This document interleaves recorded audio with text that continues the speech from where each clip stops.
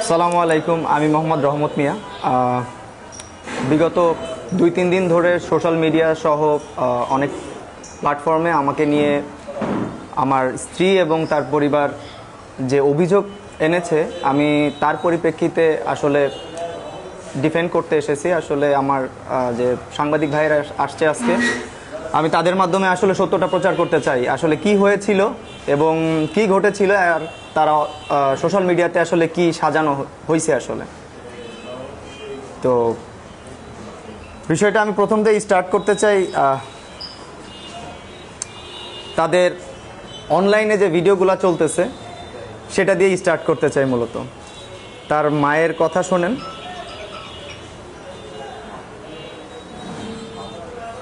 Just a minute. এটা আচ্ছা, আমি আগে আমার নামে যে অভিযোগগুলো করা হয়েছে সেই অভিযোগের পরিপ্রেক্ষিতে আমি 9টা অংশ নির্ধারণ করছি, আসলে আপনাদেরকে জানাবো। তার 1 নম্বর হচ্ছে, আমার বিরুদ্ধে যে পরকীয়ার অভিযোগ আনা হয়েছে, যদি উক্ত অভিযোগ সত্য হয়ে থাকে তবে এর যথাযথ, নির্ভরযোগ্য ও আইনসম্মত প্রমাণ উপস্থাপন করা হোক। ভিত্তিহীন ও মিথ্যা অভিযোগের মাধ্যমে আমার সম্মানহানি করার চেষ্টা করা হয়েছে।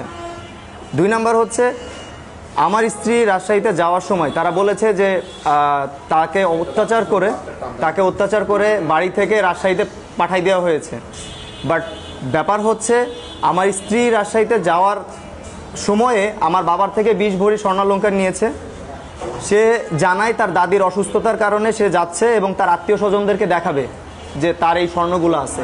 ইভেন আমাকে যে তারা বিয়ের সময় থেকে এখন পর্যন্ত একটা আংটি দিয়েছে, সেটাও সেই সময় নিয়ে গেছে এবং আরও আশ্বাস দিয়েছে যে সমস্যা নেই, আমরা 20 দিনের জন্য যাচ্ছি, ওর দাদি অসুস্থ, দেন আবার আমরা 20 দিন পরে দিয়ে যাব।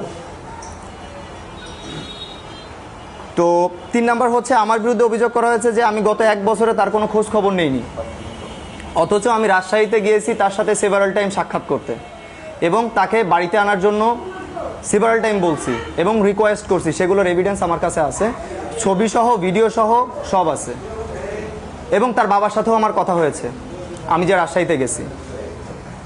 এই অভিযোগটা সম্পূর্ণ অসত্য এবং উদ্দেশ্য প্রণোদিত। 4 নম্বর হচ্ছে, আমাকে বলা হয়েছিল যদি আমার মেয়েকে নিয়ে না আসছি তাহলে আমার মেয়ের কাছে আমাকে মৃত প্রচার করা হবে। আমি আমার মেয়ের কাছে মৃত হয়ে যাব যদি আমি আমার মেয়েকে আমার বাড়িতে না আনি বা আমি না নিয়ে আসি। এছাড়াও আমার মেয়ের কাছে আমার মেয়ে দিবে, সে দেওয়ার বিনিময়ে আমার কাছে যে ওর চেন ছিল একটা এবং পায়ের নুপুর ছিল সেটা দাবি করছে। চেন এবং নুপুর আমি তাকে দিই এবং সন্তানের প্রতি ভালোবাসা ও দায়িত্ববোধ থেকে আমি সেই দাবি পূরণ করি, যার প্রমাণ আমার কাছে সংরক্ষিত আছে। আমি ভিডিও এভিডেন্স আপনাদেরকে দিচ্ছি। রাত 10টার সময় আমার বাবা ও আমার ভাই, বাড়ির কোনো পুরুষ সদস্যই বাসায় উপস্থিত ছিল না। তখন তারা সংঘবদ্ধভাবে বাড়িতে প্রবেশ করে এবং হামলা চালায়। বিষয়টি আরও দুঃখজনক, তার মামি একজন ইউপি সদস্য মেম্বার হওয়া সত্ত্বেও তিনি পরিস্থিতি নিয়ন্ত্রণের পরিবর্তে তাদের সঙ্গে ছিলেন এবং আমার মাকে শারীরিকভাবে আঘাত করে এবং অকথ্য ভাষায় গালাগালি করে এবং ঘরের জিনিসপত্র ভাঙচুর করে এবং আমার গাড়ির গ্লাস ভেঙে আসছে। যারা সাংবাদিক ভাইয়েরা গিয়েছিল তারা এভিডেন্স নিয়ে আসছে, আমার গাড়ির গ্লাস ভেঙে ফেলছে।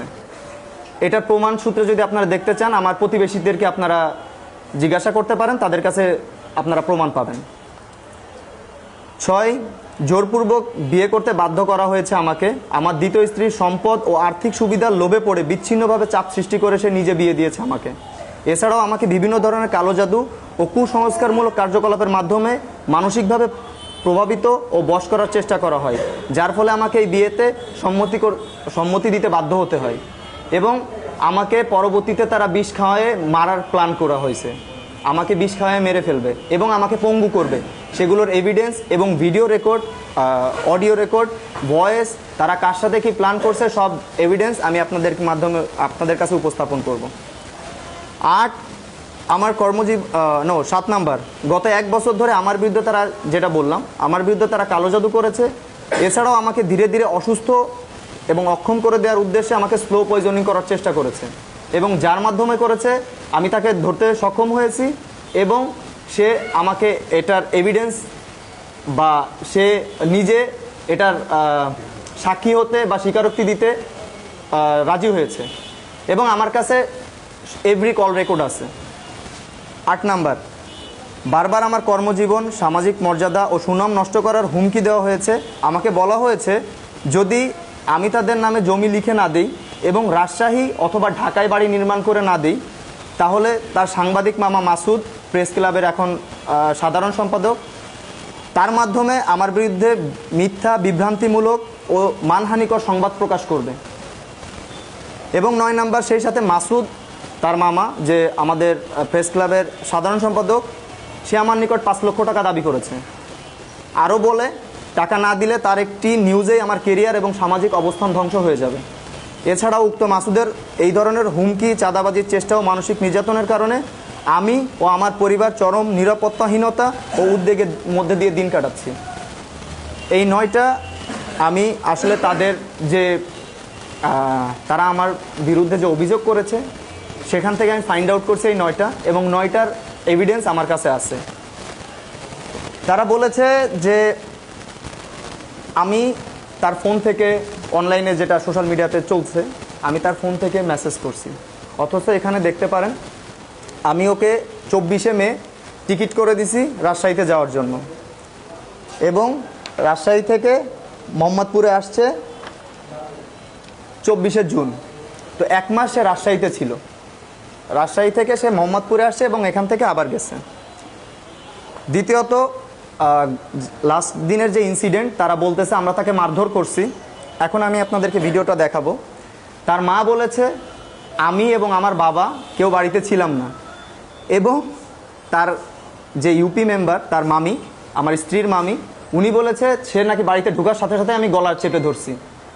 তো দুইজনের দুই ভিডিও, তারা দুইজনই দুই রকমের মন্তব্য করছে, সেটা আমি আপনাদের সামনে তুলে ধরতেছি।